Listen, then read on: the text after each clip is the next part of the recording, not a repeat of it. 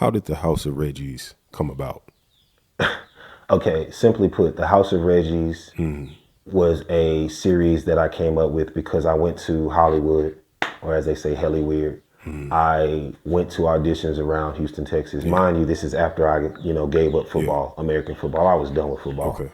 And I was like, I want to pursue acting. I want to pursue music and all these things. Yeah.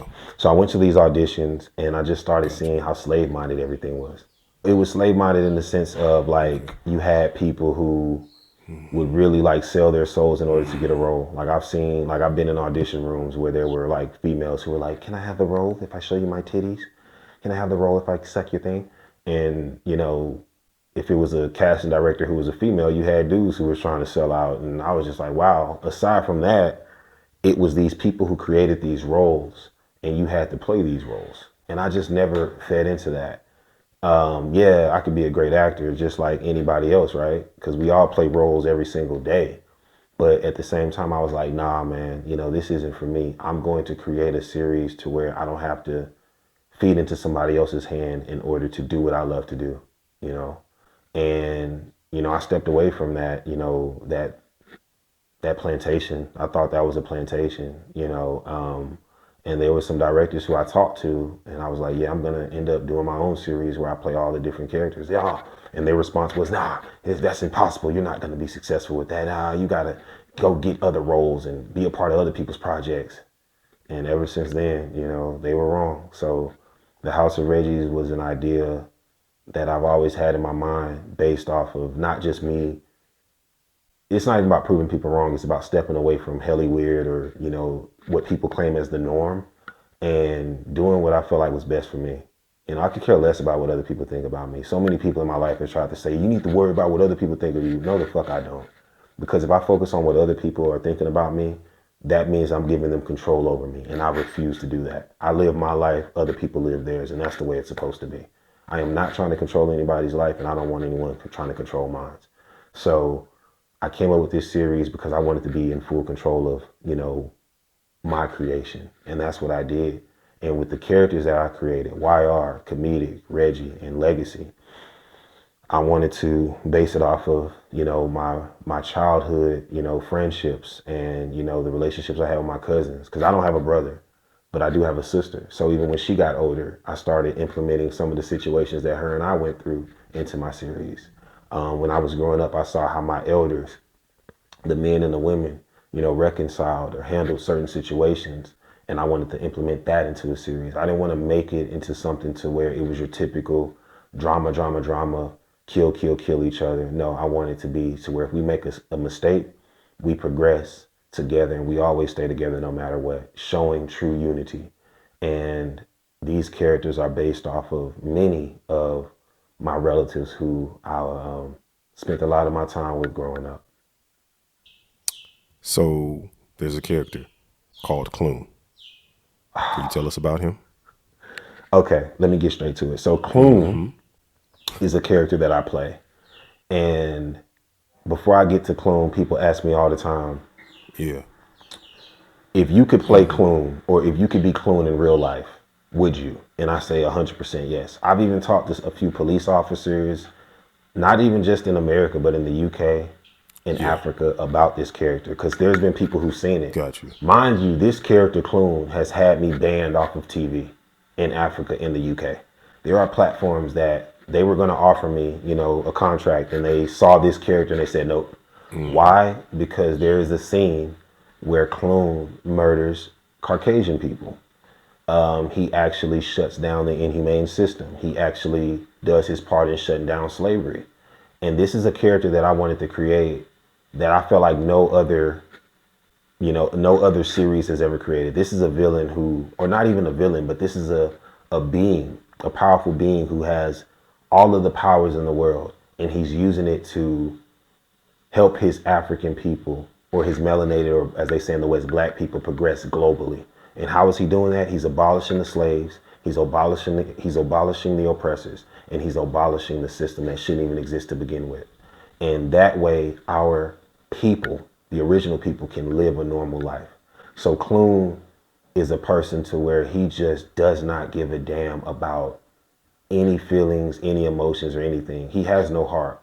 He has a soul, and his soul is leading him to want to abolish all things that are against his people, even if it means taking out people who look like him, but who are too slave minded to live the way that they're supposed to.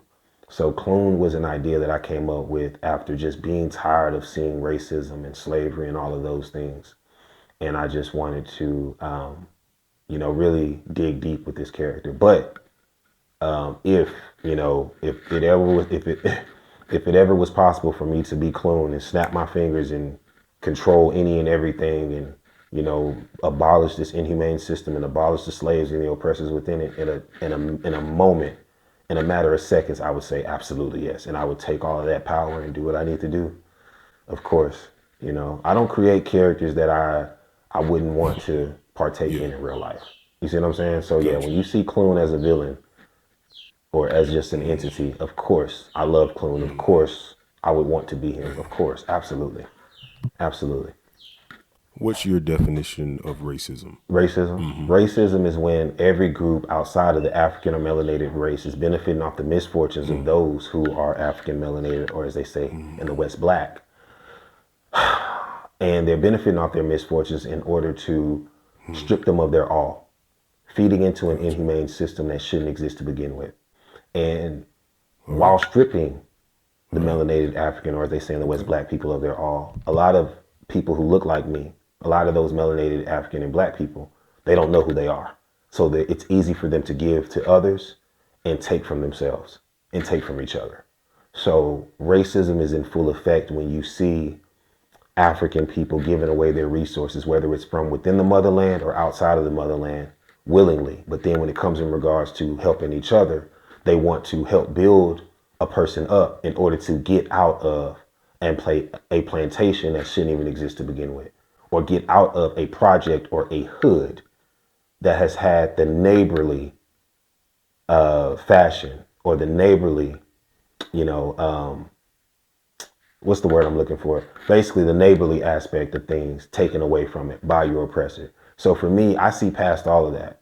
And I realize that when anybody says black people are racist too, you have to understand that when it comes in regards to racism, I've been all over the West, so I see how things operate. Racism is when people are racing to see who can be the best race outside of the original people by using the original people to continue to progress. At the end of the day, all eyes are focused on us, melanated African, and as they say in the West, black people, all the time. Look at how I dress. This culture has been consumed by everybody. You even see grandmas and shit doing this, grandpas doing it. Old ass white woman. Hey, Reggie, I heard your song. Got the teeth popping out and shit. I heard your song, Reggie. Leave me alone. Got the do-rag and shit. And this culture, all of these things have been taken from us, and they want to try to make sure that they're the face of it. But they always kill the things that they take from us. We always continue to produce. So we have the attention focused on us at all times. And what saddens me is to where you have a lot of slave-minded people who claim that they're for the people, but they're not. And I see that shit all the time. The most I've seen it was when I was in the UK. I was very disappointed when I went out there. I saw a whole bunch of frauds, man. In America too, over here in Africa too. It's fraudville everywhere. Damn near everywhere you go, it's gonna be slaves. I was talking to my brother the other day, and he was like, Reggie, whether it's in the motherland or globally, it is about 10% or probably less than 10% of melanated and African people who are actually down for the cause. So that means that, 90+% aren't, which means that everywhere you look, you're surrounded by some slaves. And that's not good. So yeah, man, when you know the definition, this is my definition of racism. When I see that definition and I see it in full effect, I'm like, okay, I know what type of people I'm surrounded by, what type of system I'm a part of, unfortunately. And I just got to find a way not to go mentally insane while dealing with all of this shit that shouldn't exist to begin with. When you know yourself, slave-mindedness and inhumane illusions and dividers and things like that should never lead you to be divided and easily conquered. So when you know yourself, you know that you're a God, you know that you're a king, nothing should ever bother you. Because there's people that every day they always try to bother me. Youngins, elders, everybody tries to bother me every single fucking day. And I just, okay, whatever. And I stay to myself because I already know the intention is for the slaves to pull me into their plantation so I could be just like them. And one of the most cowardly things, and I know a lot of people are going to be offended when they hear this and see this, one of the most cowardly things you could ever do is accept something that was given to you by your oppressor in order to keep you enslaved. That is some coward shit. And I refuse to partake in that lifestyle.